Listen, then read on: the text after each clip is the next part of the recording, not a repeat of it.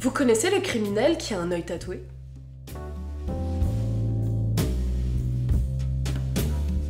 Hello tout le monde, j'espère que vous allez bien. Et aujourd'hui on se retrouve pour ce 9e épisode spécial Halloween. Nous allons encore parler d'un criminel, mais vachement moins grave, on va dire, que les autres tueurs en série dont j'ai déjà parlé. Je pense que pour tous ceux qui s'intéressent de près ou de loin au tatouage, vous avez certainement déjà dû tomber sur cette photo. Donc aujourd'hui nous allons parler de lui. Il s'agit de Jason Barnum. Bon, pour mener cette vidéo, je vais l'appeler Jason, mais s'il vous plaît, n'oubliez pas que du coup on parle quand même de quelqu'un qui a été jugé pour des crimes. C'est pas parce que je l'appelle par son prénom que ça sous-entend le fait que c'est ok ou que j'ai une quelconque peine pour ce dernier. On parle quand même de quelqu'un qui a fait des choses pas très cool. Voilà. N'hésite pas à t'abonner, à liker cette vidéo et à enclencher la petite cloche et c'est parti.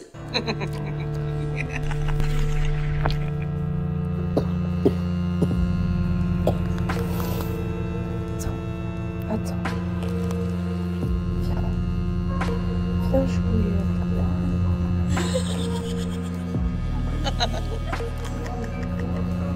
Allez, pas peur.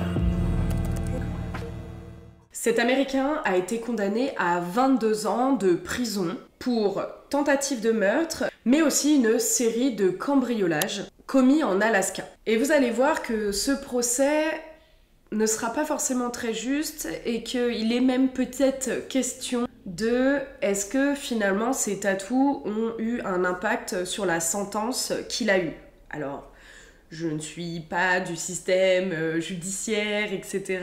Ce n'est pas mon métier, hein. Mais vraiment, c'est quelque chose qu'on peut relire sur tous les articles. Est-ce qu'il méritait autant ou est-ce qu'il a été jugé dû à son faciès, dû à ses tatous, quoi, finalement. Selon le chef de la police d'Anchorage en Alaska, les tatouages de Jason sont une preuve qu'il a depuis longtemps décidé d'être agressif envers les gens. Donc maintenant, on va énumérer ce pourquoi il a été jugé. Donc il y a eu tentative de meurtre à l'encontre d'un policier. A priori, il était addict à l'héros. Et du coup, il y a eu une série de cambriolages et de vols de voitures afin de financer cette addiction. C'est au cours d'une fusillade en septembre 2012 qu'il a donc blessé le fameux policier. La police était donc à la recherche de personnes suspectées d'avoir volé des véhicules, ainsi qu'une arme à feu. Et c'est à ce moment-là qu'il y a un véhicule en particulier qui va attirer l'attention des policiers. Il se trouve devant un hôtel en périphérie de la ville. C'est là que Jason et ses complices ont élu domicile. À l'arrivée de la police, Jason va ouvrir le feu. Et une balle va atteindre un des agents. Et si il n'y avait pas eu de gilet pare-balles, clairement, ce dernier ne serait plus de ce monde. Et apparemment, selon donc les différentes analyses qui ont été faites, Jason était sous l'influence de drogue au moment de la fusillade. Donc il faut savoir qu'en plus de son œil tatoué, qui, selon les dires de beaucoup de gens, lui donne un air très terrifiant, c'est vrai que c'est assez déstabilisant comme type de tatouage, Jason a aussi énormément d'autres tatouages sur le visage et le corps en général. Et donc forcément, le surnom a été vite trouvé, Eyeball, qui signifie tout simplement globe oculaire en anglais. Et ce qui est très triste dans toute cette histoire, c'est que ces tatous ont été un argument à charge. Lorsqu'il est passé à la barre, Mark Mew, le chef de la police, a dit les termes suivants: « Je voudrais que vous regardiez bien Monsieur Barnum.